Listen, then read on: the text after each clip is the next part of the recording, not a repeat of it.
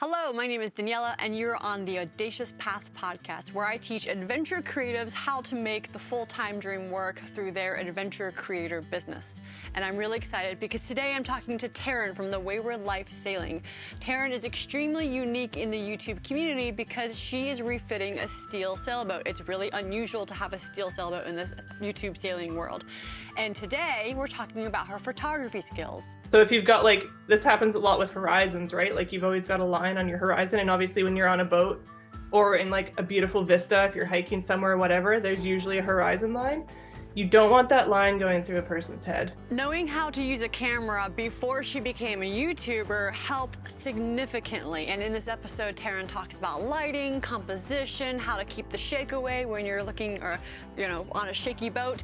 But more importantly, the thing that I learned that was most helpful was around how to shape every single choice that you make to choose the audience that you most desire, the one that you want to attract to your channel. And if you do any kind of business courses where you're trying to your audience, especially as a small business or an individual kind of creator business or creative business, they always tell you to market to your ideal audience and figure out who that one ideal person is, and then to make your content for that person.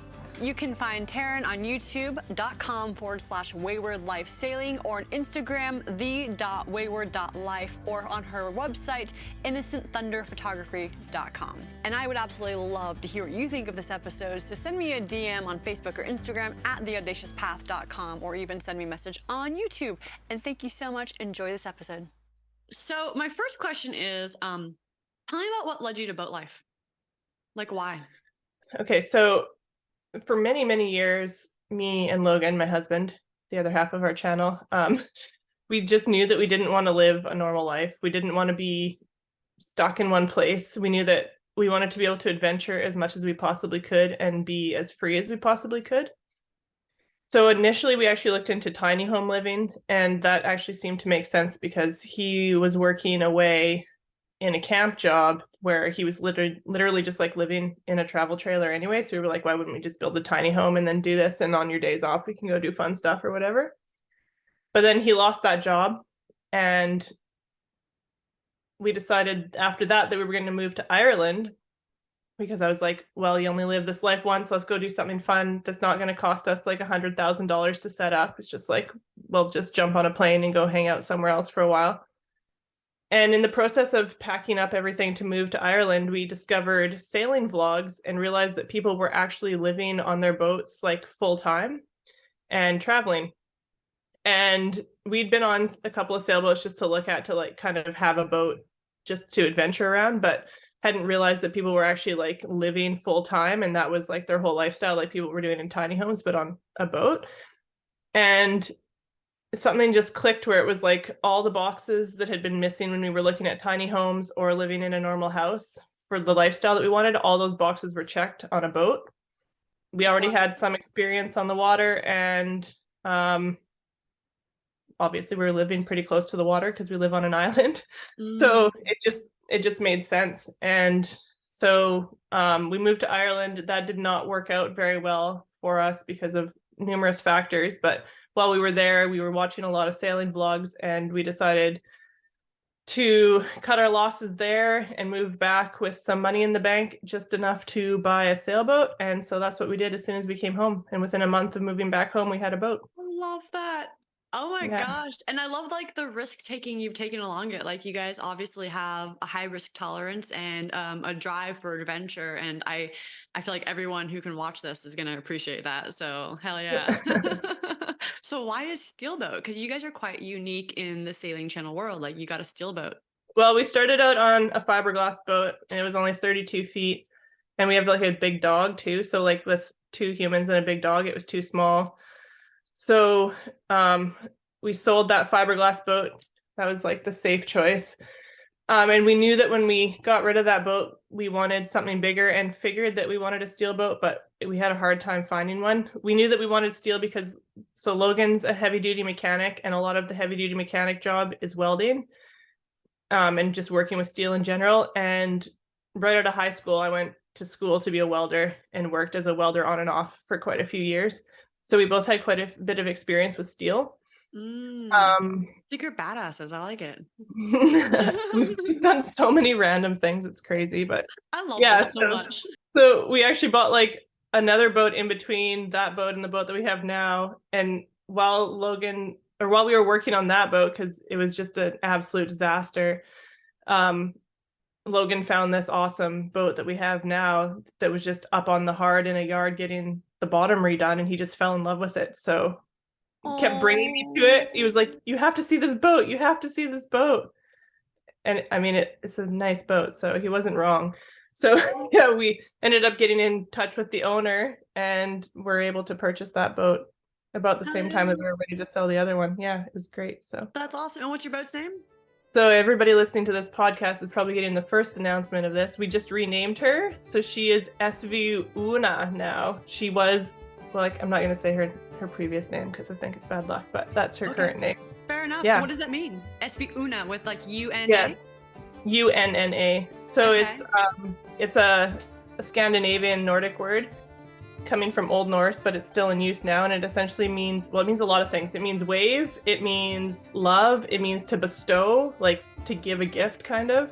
And from what I understand from talking to some of our Swedish patrons, it means like that you're like giving a gift to yourself, like kind of indulging yourself, but like in a way that's good for you. I love that so much. This year yeah. is all about self-love. So the fact that like you're kind of embracing that in a name, and really you are, like, you guys are you're giving yourself a gift of living life to the fullest, you know. So that's cool. That resonates. That's awesome. Hell yeah. Thanks. Nice. Okay, so you got into boat life. You were also a photographer. Tell me about that. Yeah. So before jumping into YouTube and boat life and all the other adventures, I've been a photographer for, I guess, 8 years now. Full time for probably 4 of those, but I've had a camera in my hand since I was a pretty young child, just like obsessed with taking pictures. We got onto the boat, and obviously there's a million bazillion things constantly to take beautiful pictures of while you're out sailing, so that was great. And while we were in Ireland, I also decided that I wanted to start a YouTube channel and kind of transition from taking still photography to more video stuff. Okay. Yeah, and so that's how we ended up starting to make videos. So I had zero experience with video before jumping into the YouTube thing, but I had a lot of experience working with cameras and understanding how they work and how to get what you want visually from a camera. Yeah. What I was mostly doing before we moved on to the boat and started doing sailing as our main focus was weddings. So pretty like high stress, you're moving around constantly, looking at every angle to try to get the shots that you want, and you don't have much direction. You don't get to decide what other people are doing, right? You have to follow what's going on in the moment. And that's also translated well into sailing, I think, because any kind of adventure, right? You don't get to really decide how things go. You just show up and hope for the best and make use of what comes to you. So yeah. Can you speak more to that? Like, how has your photography skills transferred over? The only subject that I'm usually working with is my husband or my dog. And neither of them really like posing for pictures, which you run into a lot at weddings where people are like, don't want to be anywhere near the camera, or they're not willing to really work with you or do what you want them to do. So you get really good at just like knowing when to capture those moments with people. When you're on the water, you don't get to control where the light is or when it is, but you have to kind of constantly be watching for that moment to take the perfect photo. And it's the same at weddings. So that's really interesting that, like, so basically the fact that you were on all the time while you were doing those wedding photographs, it's almost like it's been like a pre-training to get on the boat. So like when these moments happen, you've already got that like that memory, that muscle memory. So how long do you think something like that takes to develop for like newbies like me who are like learning how to think about light and stuff like that? Like, how long is that skill, become as good as you? I think generally it probably takes years, because but it's like the more you get out there and the more you're playing with light and you're messing up, the more you learn what to do and what not to do, right? And that's one thing I really recommend for people too, is don't just go out there, like don't just read something and then go out there and follow the rules of when they tell you to do things or not do them. Like break them and learn why you don't break them or where you can break them, right? That totally resonates with me. And I think that applies to pretty much everything with YouTube, actually. What are some of the rules that translate over to videography? A lot of the lighting rules for sure transfer very well over to videography. Learning like depth of field and stuff like that definitely transfers over. Yeah, and framing shots. So one of the things that made me want to talk to you, of course, is that you posted on the YouTube sailing creator group chat that you wanted to start talking more about like how photography translates, and you asked people if they had any questions, and you got tons of responses. Can you talk about some of those? I've got them listed here if you forget. So Yeah. Most of the questions that I got were like around the basics of camera use, which is kind of interesting. And I think Mhm. like it's so easy now to just grab your phone and take pictures. And there's nothing wrong with that. There's absolutely nothing wrong with that because you can get a lot of great pictures from your phone, but you don't really need to have as much knowledge about what's actually going on. Um, and for a lot of people, that's enough. But for a lot of people too, they want to be able to kind of control the look that they're getting a lot more. And that becomes very daunting because there's countless cameras on the market. Like I've got 3 different exchangeable lens cameras, and they're all different. They all have very different abilities and I use them for different things. And then I've got like my phone and my husband's phone and The probably GoPro. yeah, the GoPro. Yeah, I had a GoPro DJI. I think I had 2 GoPros at one point and DJI, and then the drone. DJI Osmo Action. Sorry, I should be specific. So I had That's a good 2 one. different action cameras. Yeah. 2 different action cameras from different companies, and then the drone on top of all of those cameras. And everything has a very different application.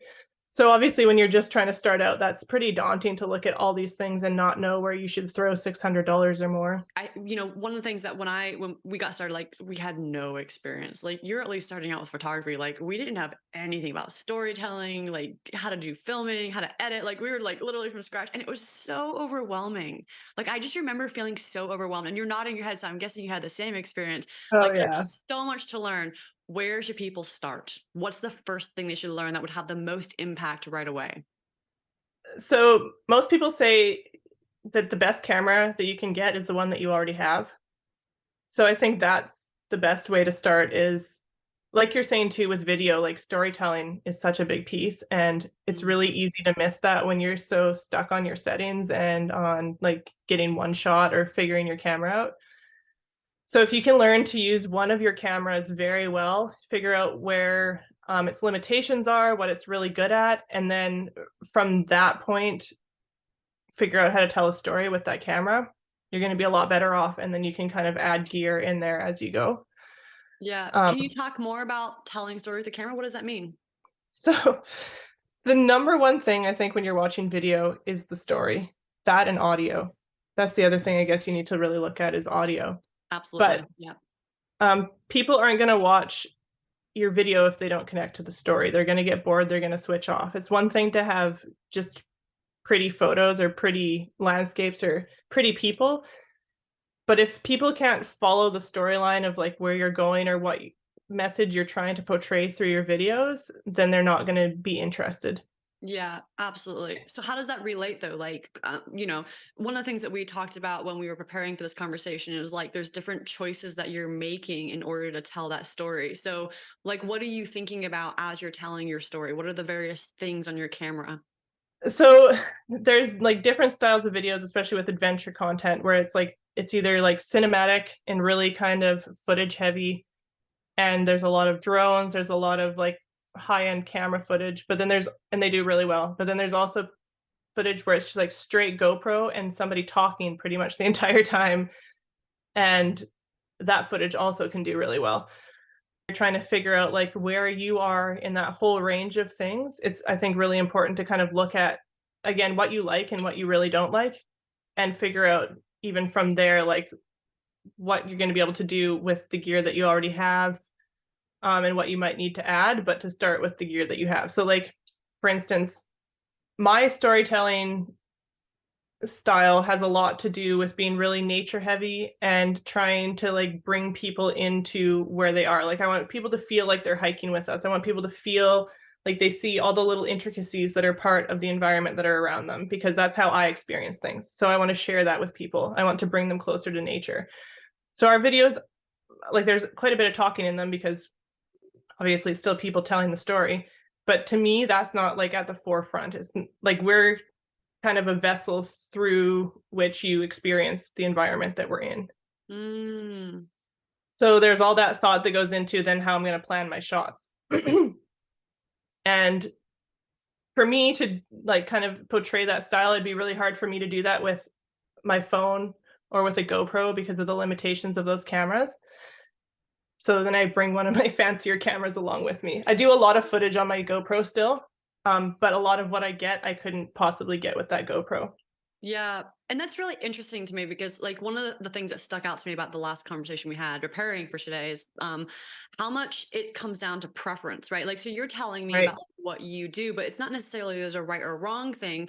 So it almost seems like you have something that you like, which is, you like being out in nature, you like that experience, and you're choosing to attract that audience through the way you're telling your story. Is that kind of accurate way of putting it?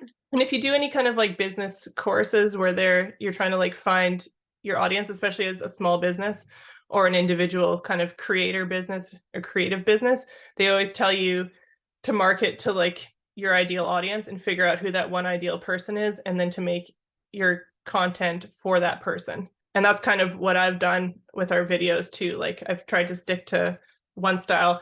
So if I'm a complete newbie and I'm just starting my channel, or I've only made a couple of videos, how would I go through this process of like deciding how to film? The best way when you're like just beginning is to look at other people's vlogs and see what really stands out to you and what you really like, and then do your best to kind of figure out how to emulate that. Mm, But don't be discouraged when it doesn't happen. If it doesn't happen, because there is so much to it, right? Like we're talking about everything from like the angle that you shoot at, the time of day that you shoot at, the camera that you use, the people that are in the shot, the environment, like literally all of it has a part to play in whether or not you're able to kind of get to that point. mm. And so it's like figuring out piece by piece how to get there. And again, I think it starts with the camera that you have, looking at the footage that you get, figuring out what you like about it, what you don't like about it, and then going from there. Yeah, yeah, for sure. And actually, after our conversation, so I'm doing a bit of a rebrand right now, and I started incorporating some of the questions that we had talked about. Just thinking about, like who do I want to attract, and like I really want to attract someone who like wants to be thoughtful about life. I don't know if that makes sense, but like they're not just Mm. there to have fun. They're there to like have a bit of introspection and understand like what is their place in the world, and like, personal growth and all of that. And when I started thinking about that audience more and more, like for some reason, like sunsets and sunrises kept popping in my head. And so I was like, well, I wonder if like those shots are doing better on my analytics. And I went and looked, and they do, like across Oh, all my wow. videos, like there's a theme where like when I'm talking to the camera at a sunset or a sunrise, I can see like a spike. And I was like, well, then I should do more of that. Like that's the audience that I also want. And if that's like the kind of content that's resonating with people, and I'm speaking those words that seem to fit that environment, then that's what I should do more of, um yeah. And like it makes me think of like, I talked to Wind Hippie and we did an interview together, and like she's all about like she just has a GoPro. That's literally all she has, which just like makes me so happy. And what she wants from her audience and the kind of person she wants to be is this person who like will always choose to live life before being on a computer. Like she does not want to spend like sitting on a computer and making some like hugely cinematic piece. For her, it's like getting out and living. Whereas like I actually really enjoy the editing and the storytelling. So I would rather spend more time like taking like slow cinematic shots and like really like capturing that. Not that her shots aren't beautiful, to be fair. She does put a lot of Mhm. work in her videos, but like she Yeah. just wants a different audience than me. And it's not right or wrong. It's just different. Right? Yeah, totally. Yeah. Just different styles, that's all it is, right? Like they both have value and they both are important and they both are an outlet for creativity, but yeah, just in a different way and depending on the person that you are or you Yeah, want for to. sure. Yeah. And I think it's Yeah. like what you said before, it's easy to get like locked in the roles of YouTube, like you should do this, or like fast paced is better. Like that's one of the things I always heard, like make your fast cuts and all of that. And like now I'm realizing more and more like that's not really that type of audience I want to attract actually. Mhm. So yeah. Yeah. What other audience considerations do you have? Like what are some of the things you're thinking about? I have to think about the fact that most of our audience is, I guess, older too. Like, Mhm. I don't know if it's the same in New Zealand, but around here, like I'd say 80% of the people that are cruising are retired or close to retirement age. Definitely. So there are also definitely people that are slowing down and out there to enjoy nature, right? So that's definitely something that I'm thinking about when we're shooting. Yeah, and that's a really interesting one because, like, I think that, if you're new to doing business or YouTube or anything like that, it can get really easy to get stuck in like thinking like I want to attract like the broadest audience possible. But Mhm. you'll hear this time and time again, niche down, niche down. Yeah. So, can you share with me some of the rules that you've learned about photography that like translate over that you kind of like think about? Like what are some of these elements? Like you talked about lighting, for example. Like what are you thinking about when you think of lighting? So the main two things that I'm thinking about when I think of lighting is my focal point or my person, the thing that I want people to look at. Are they darker or lighter than their surroundings? So that's one big thing. Sometimes Okay. it works. Sometimes it works that they're darker and it's fine, but most of the time you want your subject to be like the brighter part. And so with that, when it comes to lighting, there's quite a few different things that you can do, like making sure that you're shooting at a good time of day. The other thing is you don't want a bunch of weird shadows on people's eyes. So if you've got the sun coming like right from here, like their eyes are going to be dark. And like your eyes Mm, are obviously the main thing that people look at when they're watching your videos. So when you're doing interviews specifically, sorry. So you want to make sure that you don't have weird shadows on people's eyes. That's one really good tip. And if you can, a lot of the time you'll have like a brighter background and all you have to do is turn the person like 30 degrees to film them. And mm. all of a sudden you've got light on their face, on half their face even, instead of like their full face being in the darkness. And then that instantly just up levels your video a huge amount.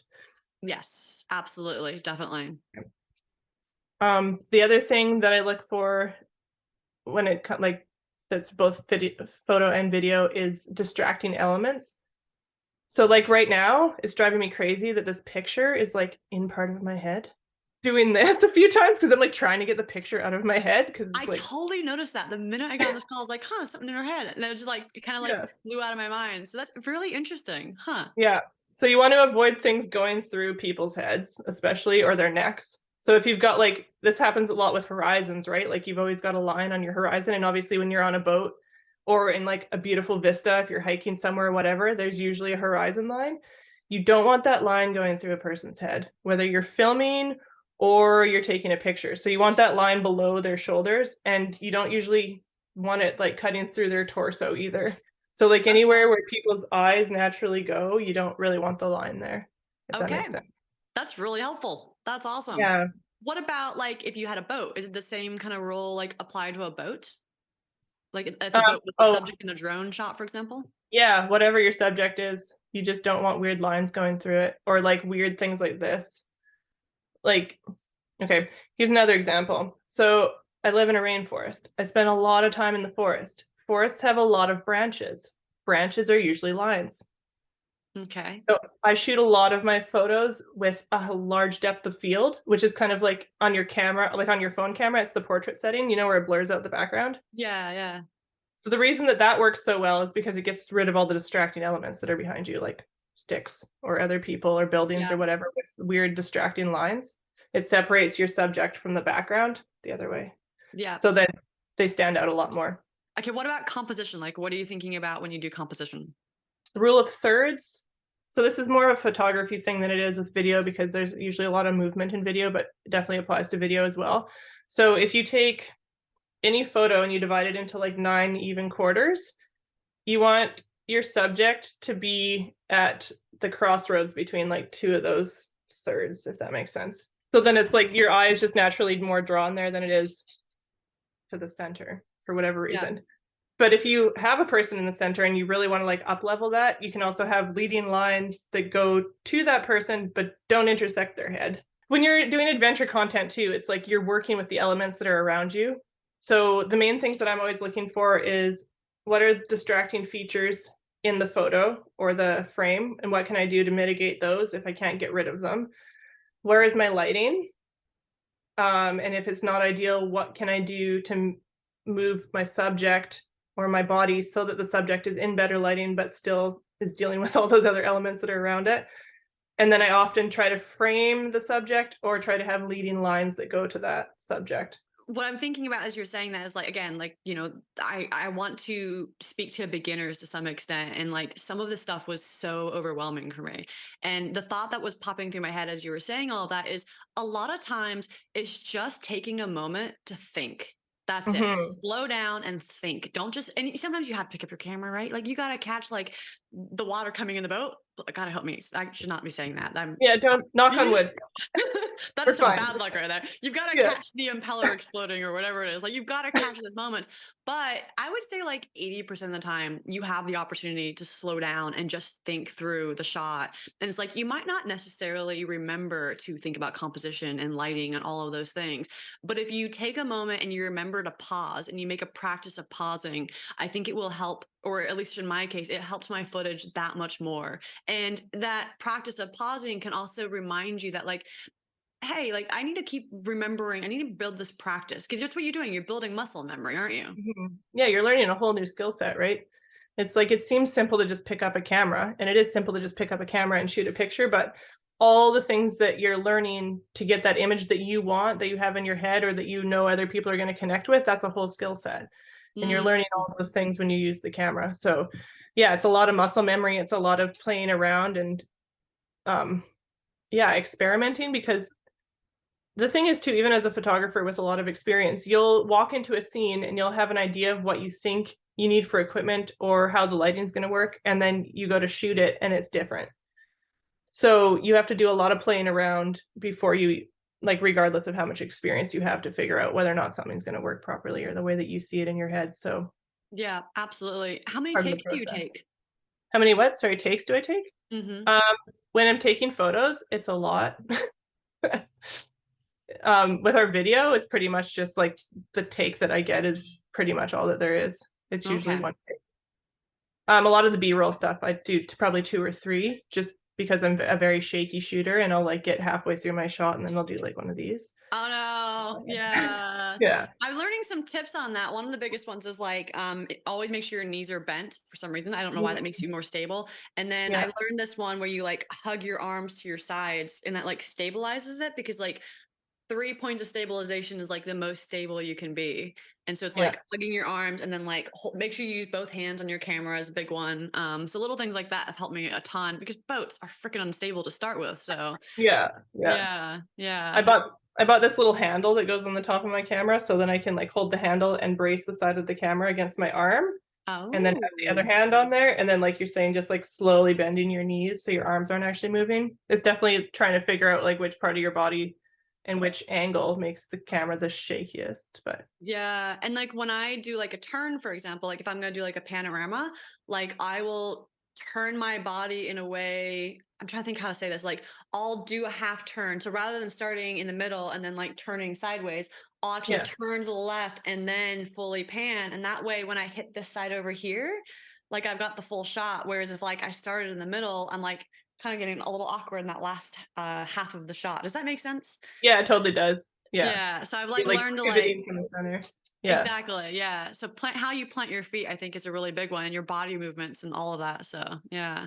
Yeah. And again, it's like every person's going to do that differently because every person's body moves differently. So you got to know your own body and play around with it to figure out where you lie in that spectrum. If you are getting a lot out of this podcast and you're finding some value, I highly recommend that you sign up for my newsletter, which is going to be linked in the description below.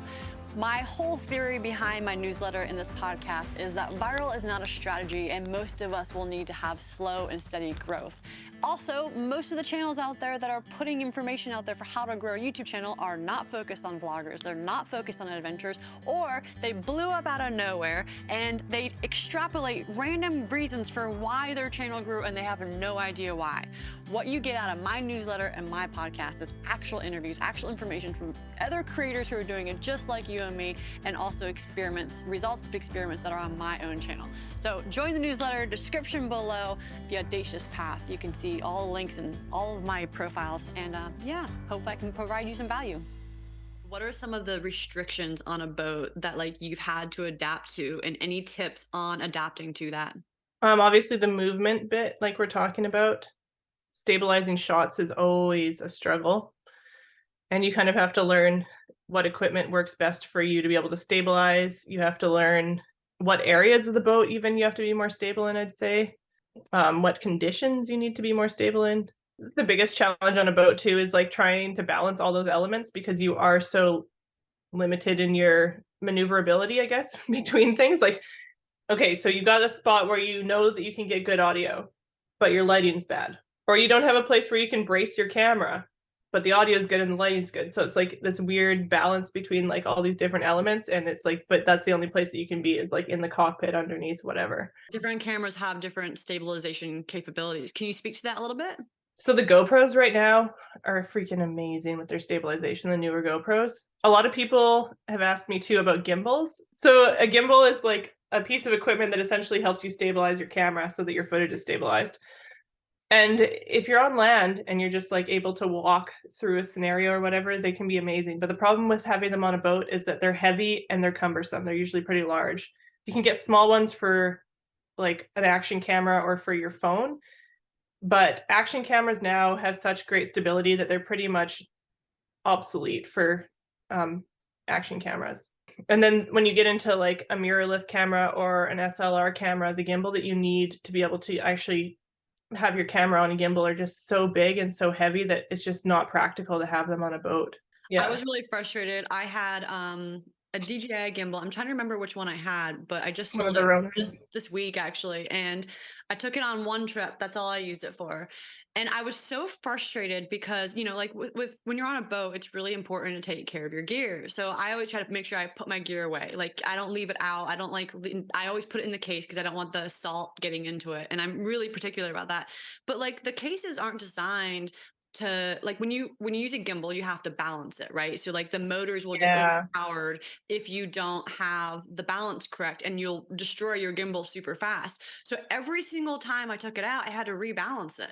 And it's just like not practical on a boat because you're having to some extent move quickly, right? Like your cameras have to be ready. And like if I can't store it and it's ready, then it's like not worth my time because like I want to capture that shot now. So I was like, nah, not worth it to have a gimbal. And it sounds like you would agree. Yeah. And like, where are you going to find an even enough space on a boat to be able to properly balance your gimbal? Yeah. Did you have a spot where you could set up the gimbal and put your camera on it and actually get it properly balanced on the boat? And then you pray to God that a wave doesn't come along while you're doing it. I used it like 2 times total. And then I was like, no, I can't use the F word anymore. But yeah, just a heads up, don't use the F word on YouTube anymore. Okay. Yeah, I keep on top of all the policies, and like they're like, no, you do that and you'll lose your monetization options. So, but yeah, F that. I was like, nah, it's not worth it. Like, for the price, for the amount of space it takes up, for the pain in the assness, like it's just not worth it. So yeah. Let's talk equipment. Like, what would you recommend? How should people go about investing in equipment? Okay, so I think that the first thing that you need to really look at is, what are you going to be shooting the most? Like, are you going to be doing video? Or are you going to be doing photos more? Are you going to be doing a balance of the two? If you're going to buy a camera, like if you're actually going to invest and you need something more than what you have. And then the second question is, do you already have some gear that falls into one brand that you can use on a newer camera if you buy a newer camera? Because I think that like keeping your costs down and working with what you have is probably a smart idea. But also, is your camera gear going to withstand the weather? And there's certain brands, from what I've heard from other photographers, that don't stand up as well as others. I have Nikon cameras and I am like the clumsiest person on the planet. I do not take the best care of my gear, I will admit that. And I have not had problems, knock on wood, with any Nikon camera. And I've owned, I don't know, 5 or 6 different Nikon cameras. They seem to stand up really well to the weather. Don't drop them from like a high distance, but if you like bump it on stuff, they don't break, they don't crack. Lenses are great. And you can use Nikon lenses across all their cameras. Okay. The newer mirrorless cameras that they have, you have to get an adapter to use their lenses, but they all work really well with the adapter. Okay. And then once you figured out, like, are you going to be shooting stills? Are you going to be doing video? Figuring out like what your style is within that. So like, do you really like taking pictures of animals, or are you just going to be using the camera to film interviews of yourself or your partner, whoever you're with? Or do you want to be able to do landscapes? Do you want a wide variety of things? And you're not really worried about like having really high quality stuff. You're just going to be putting it on the internet. You're not trying to like print stuff big. All Mhm. of those things you can take into consideration to figure out what kind of camera gear you want to level up to.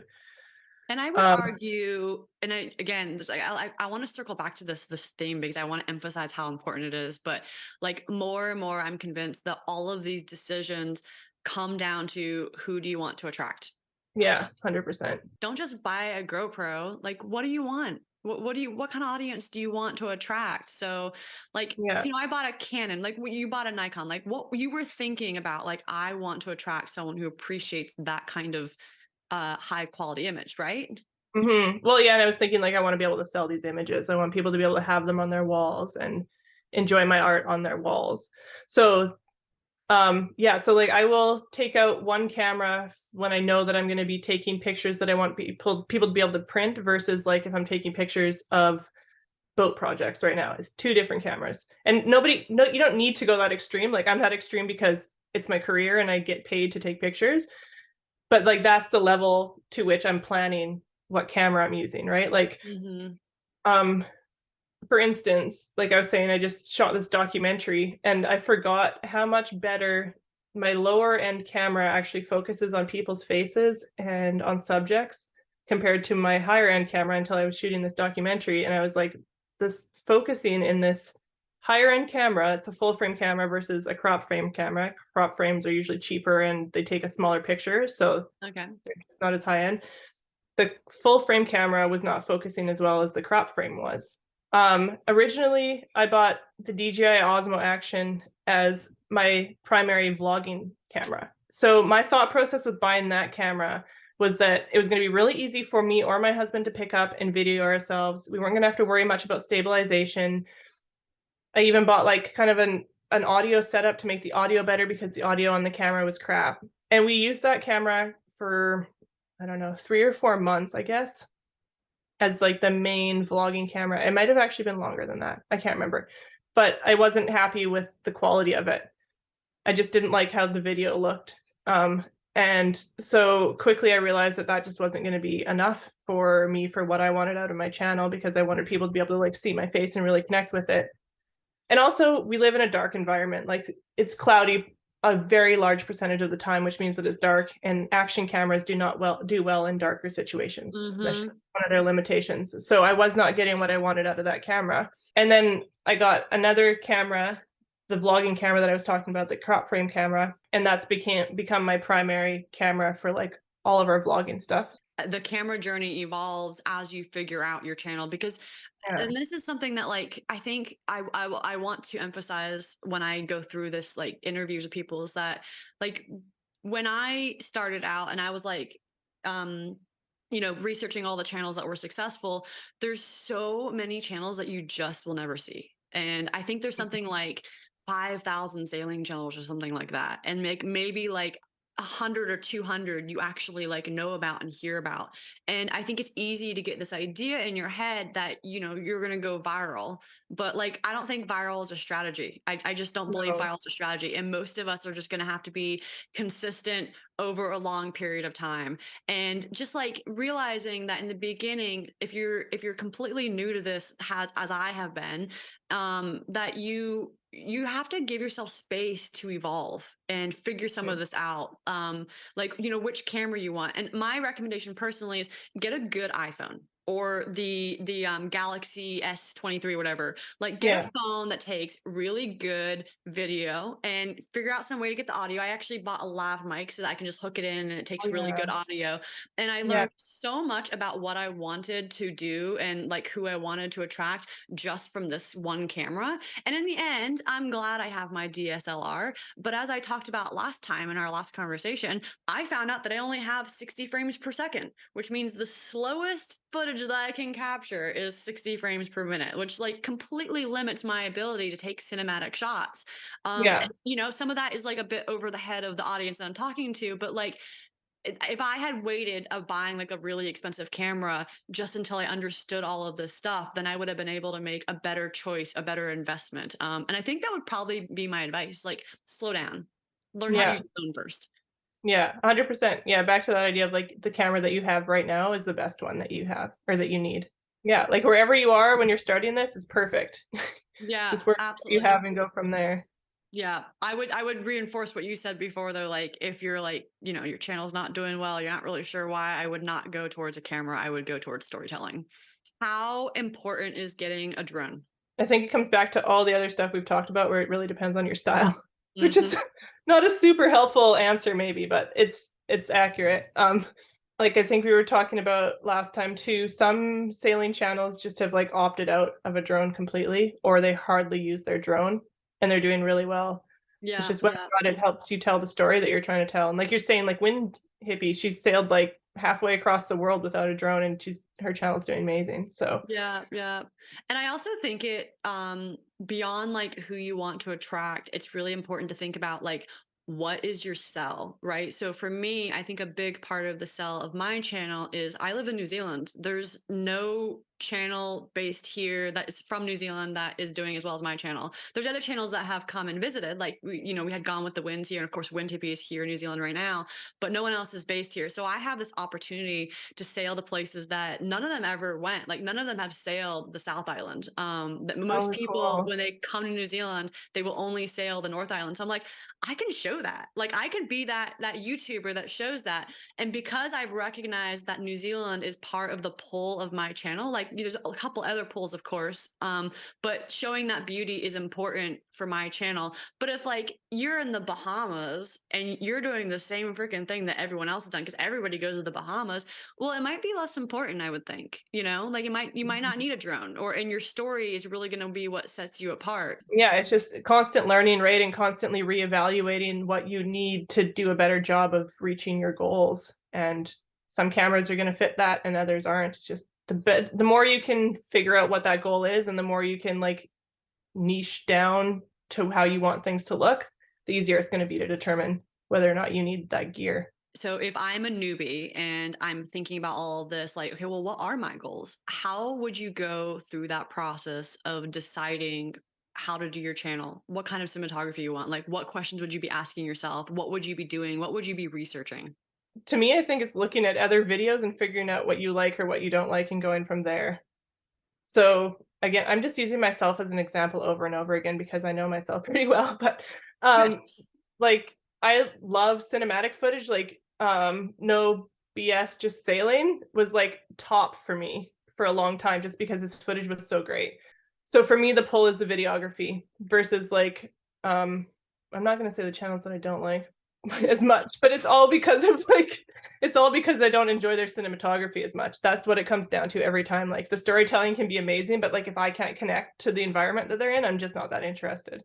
Emotion guy, Walter Murch, he says that he thinks that filmmaking is 51% emotion, and that when you're editing, you should prioritize emotion overall. Like it doesn't matter if the story is good or if the lighting's good or anything like that. He says if this shot gives the emotion that either you were feeling or you want your audience to feel, because it might be different depending on what you're doing, that Right. should always be prioritized. Then he goes on to storytelling, which is 26% of the edit, and then there's a couple other ones that he talks about as well. But he talks about emotion. So like how does, and I'm kind of excited about this because I this is this is for me, my channel is all about emotions. Like how do you Right. think about emotion when you're choosing your various elements? I think there's a lot that goes into that, especially when you're again dealing with people that you don't get to direct or like tell what emotion you want to come out of them. Like a lot of what we're doing is reacting, or to me anyway, like a lot of what I'm doing on my channel is just reacting to the situation that's around me. Hmm. So it's like the story, I don't get to direct the story a lot of the time as much as it unfolds as I'm experiencing it, right? Like I have maybe an idea of what I want to show, but like how those elements present themselves is based on what's actually happening in real life because I'm not making anything up. I'm sharing my life directly as it Yeah. happens. So to me, it's like I will kind of keep in mind what the emotions were that were experienced during that time frame and then figure out what b-roll elements I need to put in. So like for anybody that doesn't know what b-roll is, it's like pretty much any shots that you have that don't have people talking Yeah. essentially. So like a lot of those end up overlap or overlaid over top of your interviews or your talking or whatever, or they end up like after an interview kind of. So the thought process, as opposed to like when you're making a feature film where you're like, my script says this and I need these emotions, so I need to capture these shots. It's like you're working kind of the opposite direction. Yeah. Um, and so working through that, then it's like, okay, well, this emotion happened. So how can I show more of how that emotion played out and the elements that brought me to that emotion? Yeah. Yeah. Right? Like we lost our steering one time when we were catching a salmon. We had a salmon on the line and we were like feet from shore and we lost our steering.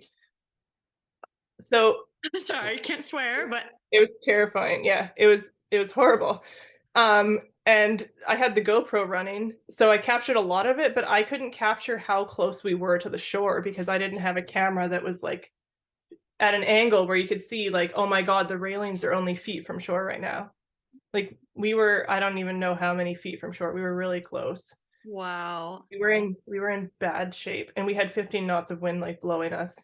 We were on a And leak. part of it's also that you felt that you were close to shore. So regardless of the truth, that feeling is what you want to get across. Yeah. And so like if in the ideal situation where I could have grabbed a camera and had a camera like moving where I wanted it to through that whole scenario, I would have had like shots up close, like showing my eyes and showing Logan's eyes and in the locker that he was in, deep in that locker, trying to get our steering unstuck so that we could move the boat again. And like my hands on the wheel trying to turn it and it's doing nothing. And like I would have had a lot more close-up shots to really show that emotion, but I didn't have that because I was trying not to die. Like I Yeah. was trying not to sink my Yeah. boat. That was number one Yeah. priority, Yeah. right?